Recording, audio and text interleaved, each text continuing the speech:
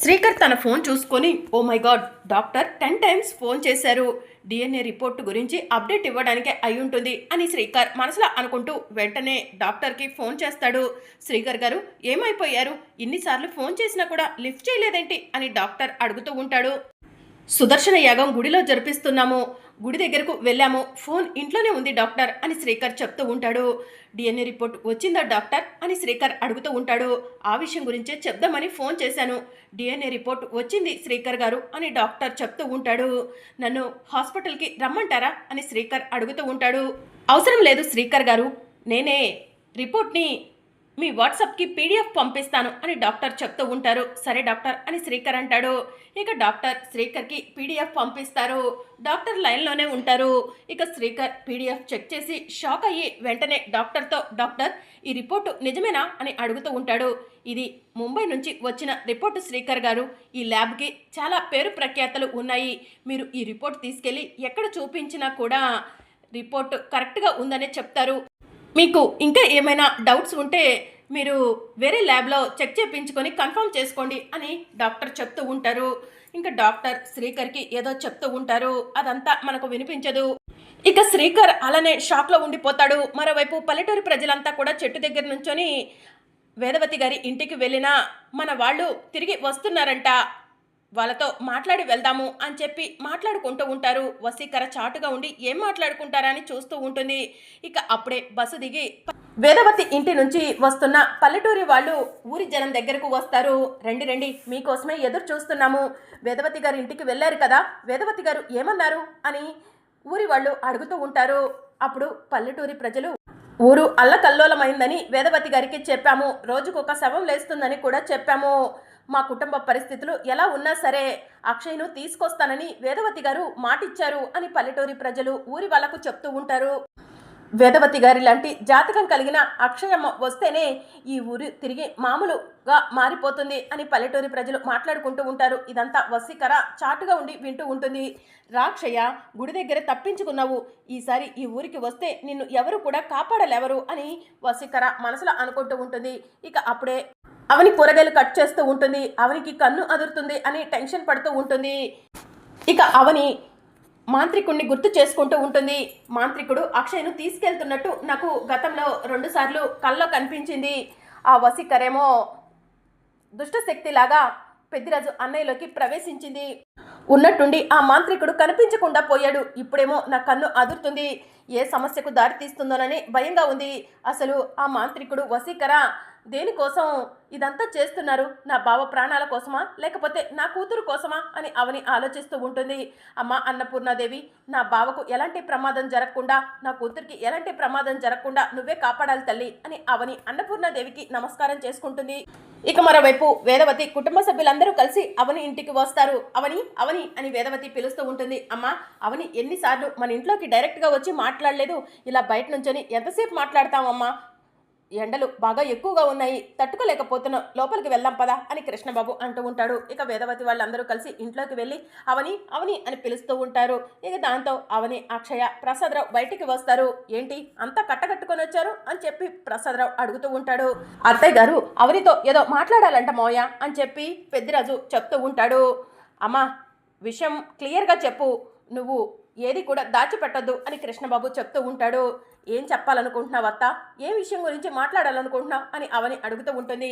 నిన్న పల్లెటూరి వాళ్ళు వచ్చారు, ఊరు అల్లకల్లోలమైందంట, పంట పొలాలన్నీ కూడా నల్ల రంగులోకి మారిపోయాయంట, రోజుకొక శవం లేస్తుందంట, చనిపోయిన వాళ్ళ శరీరాలు నల్ల రంగులోకి మారిపోతున్నాయంట, ఊరంతా అల్లకల్లోలం శ్మశాన వాటికలా తయారవుతుందంట. ఈ సమస్యకు పరిష్కారం ఏంటని పంతులు గారిని అడిగితే అక్షయ్ని తీసుకొచ్చి ఈ ఊరిలో పూజలు జరిపిస్తే ఈ సమస్యకు పరిష్కారం దొరుకుతుందని పంతులు గారు చెప్పారంట. అందుకే పల్లెటూరి ప్రజలంతా కలిసి వచ్చి అక్షయ్ను పల్లెటూరికి తీసుకురమ్మని అడిగారు.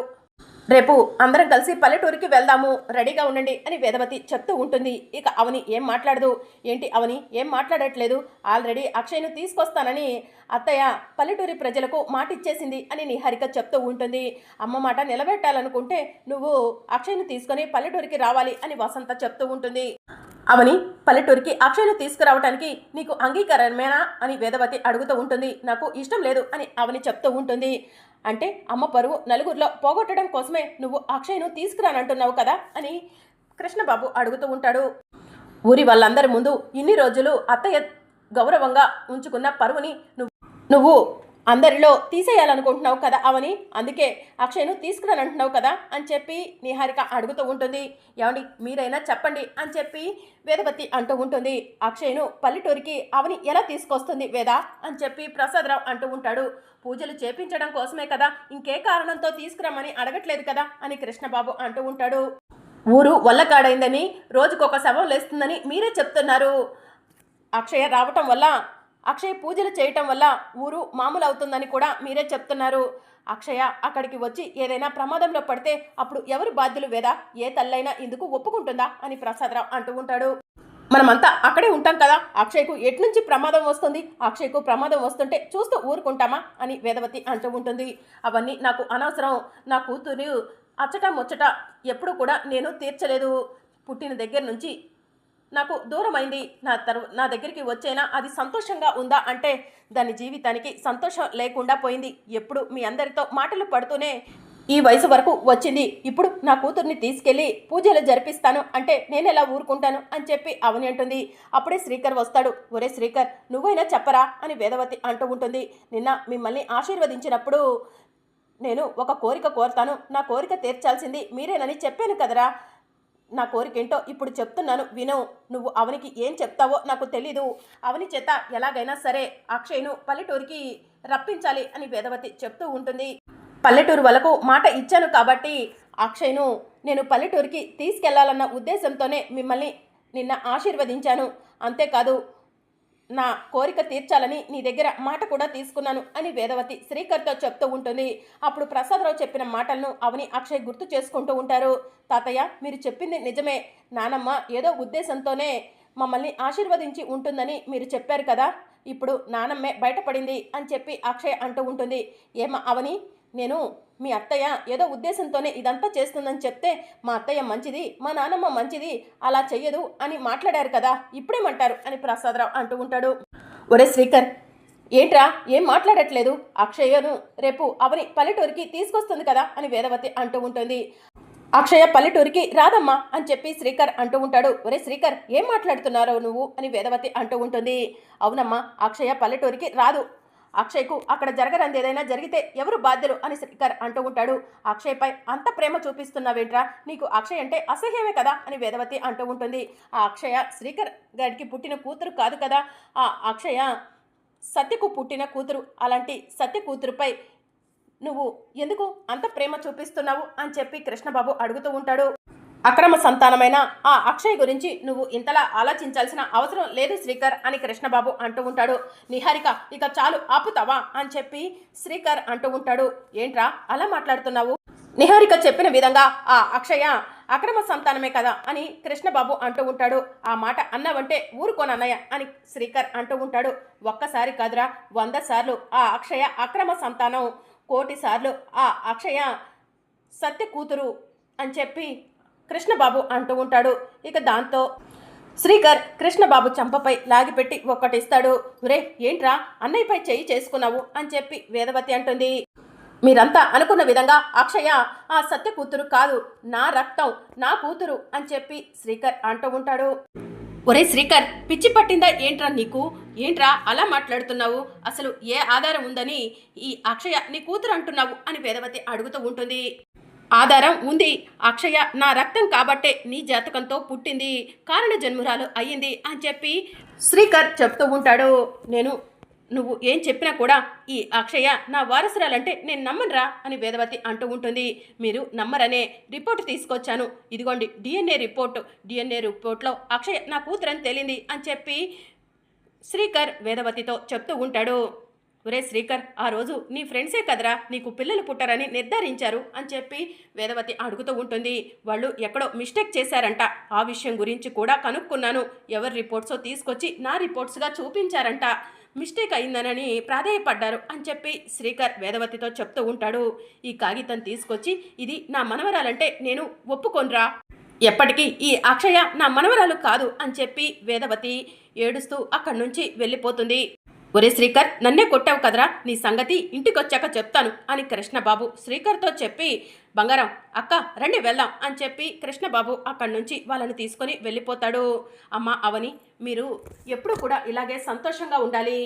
ఇప్పుడు మీరంతా సంతోషాన్ని పంచుకోవాల్సిన సమయం. నువ్వు ఎందుకమ్మా అలా ఉన్నావు, నేను కూడా బయలుదేరుతాను అని చెప్పి పెద్దిరాజు అక్కడి నుంచి వెళ్ళిపోతాడు. అమ్మ అవని, పెద్దిరాజు అన్నట్టుగా ఇప్పుడు నువ్వు చాలా సంతోషంగా ఉండాలి. నిజం బయటపడింది, శ్రీకర్కి అన్ని విషయాలు తెలిసిపోయాయి. ఈ సమయంలో నువ్వు అలా ఉండటం కరెక్ట్ కాదమ్మా అని చెప్పి ప్రసాదరావు చెప్తూ ఉంటాడు. ఇక అవని బాధపడుతూ పక్కకు వెళ్తుంది. అవని, ఇది మనం సెలబ్రేట్ చేసుకోవాల్సిన సమయం. నాకు అక్షయ్పై నీపై ఉన్న అనుమానాలన్నీ కూడా క్లియర్ అయిపోయాయి. ఈ రిపోర్ట్తో అక్షయ నా కూతురని తెలిసింది. ఇప్పుడు నేను సంతోషంగా ఉన్నాను. నువ్వు ఎందుకు అవని బాధపడుతున్నావు చెప్పు అని శ్రీకర్ అవనిని నిలదీస్తూ ఉంటాడు. బాధపడక సంతోషంతో ఎగిరి గంతులేసుకుంటూ నీ చంక ఎక్కమంటావా అని అవని అంటుంది. ఎందుకు అవని అలా మాట్లాడుతున్నావు అని శ్రీకర్ అంటూ ఉంటాడు. ఈ రిపోర్టు చూడకుండా మమ్మల్నిగా నమ్మి నీ కూతురని అని ఉంటే ఎంతో సంతోషపడేదాన్ని. భార్యాభర్తల మధ్య ఉన్న సంబంధాన్ని ఈ కాగితాలు నిరూపించే పరిస్థితి వచ్చింది. తండ్రి కూతుర్ల మధ్య ఉన్న రక్త సంబంధాన్ని ఈ కాగితాలు తండ్రి కూతుర్లని నిరూపించాల్సి వచ్చింది. ఈ వ్యవస్థ ఎటు పోతుందో అర్థం కావట్లేదు. నువ్వు మమ్మల్నిగా నమ్మి ఉండి మీ కుటుంబాన్ని నిలదీసి ఉంటే అప్పుడు నేను చాలా సంతోషపడేదాన్ని. కాగితాలు పట్టుకొని డిఎన్ఏ రిపోర్టు చూపించి నా కూతురు అంటున్నావే, నాకు చాలా బాధగా ఉంది అని అవని ఉగ్ర నరసింహురాల్లాగా ఏడుస్తూ శ్రీకర్ని నిలదీస్తూ ఉంటుంది. నా కుటుంబం సభ్యులందరికీ కూడా అక్షయ నా కూతురని నిరూపించడానికి నా దగ్గర ఇలాంటి ఆధారం ఒకటి కావాలి అవని, అందుకే డిఎన్ఏ రిపోర్ట్ని చేయించాను అని చెప్పి శ్రీకర్ అవనితో చెప్తూ ఉంటాడు. ఇక రేపు రాబోయే అప్కమింగ్ ఎపిసోడ్లో శ్రీకర్ లగేజ్ తీసుకొని వేదవతి ఇంట్లోంచి బయటకు వస్తూ ఉంటాడు. రే శ్రీకర్, ఎక్కడికి వెళ్తున్నావురా అని వేదవతి అడుగుతూ ఉంటుంది. నా భార్య బిడ్డల్ని మీరు ఎలాగూ ఇంట్లోకి రానివ్వరు కదమ్మా, అందుకే నా భార్య నా కూతురు ఉన్న దగ్గరికే నేను వెళ్తున్నాను అని శ్రీకర్ అంటూ ఉంటాడు. ఇక శ్రీకర్ వేదవతి ఇంట్లో నుంచి అడుగు బయట పెట్టబోతూ ఉండగా శ్రీకర్ ఆగరా ఆగు అని వేదవతి ఏడుస్తూ ఉంటుంది. ఇక శ్రీకర్ అక్కడే ఆగిపోతాడు. ఒరే శ్రీకర్, ఇప్పుడు ఇంట్లో నుంచి బయటకు వెళ్తే మళ్ళీ నువ్వు తిరిగి ఈ ఇంట్లోకి రాలేవురా అని కృష్ణబాబు చెప్తూ ఉంటాడు. నా భార్య బిడ్డల్ని సగౌరవంగా ఎప్పుడైతే ఇంట్లోకి ఆహ్వానిస్తారో అప్పుడే నేను కూడా వస్తాను అని శ్రీకర్ కుటుంబ సభ్యులకి చెప్పి అక్కడి నుంచి అవని ఇంటి దగ్గరకు వస్తాడు. ఇక అక్షయ శ్రీకర్ చెయ్యి పట్టుకొని అమ్మా అమ్మా అని పిలుస్తూ ఉంటే అవని బయటికి వస్తుంది. అమ్మ, నాన్న మన కోసం వాళ్ళమ్మతో గొడవపడి ఇక్కడికి వచ్చేశారు, కానీ నువ్వు ఇంట్లోకి రానిస్తావో లేదోనని నాన్న బాగా భయపడుతున్నారు. నాన్నను ఇంట్లోకి రమ్మని చెప్పమ్మా అని అక్షయ అవనిని అడుగుతూ ఉంటుంది. ఈరోజు కాకపోయినా రేపైనా నేను జీవితం పంచుకోవాల్సింది ఆయనతోనే కదా, ఆయనను లోపలికి రమ్మను అని చెప్పి అవని అంటుంది. నాన్న, అమ్మ పర్మిషన్ ఇచ్చేసింది, రండి నాన్న అని అక్షయ శ్రీకర్ చేయి పట్టుకొని అవని దగ్గరకు తీసుకొచ్చి అవని చేతిని శ్రీకర్ చేతిని కలిపి వీళ్ళిద్దరూ ఎప్పటికీ కూడా ఇలాగే కలిసి ఉండాలి అని చెప్పి అంటూ ఉంటుంది. మరి అప్కమింగ్ ఎపిసోడ్లో ఏం జరగనుందో తెలుసుకోవాలనుకుంటున్నారా? అయితే ఛానల్ను సబ్స్క్రైబ్ చేసుకొని సపోర్ట్ చేయడం మర్చిపోకండి. Thank you for watching.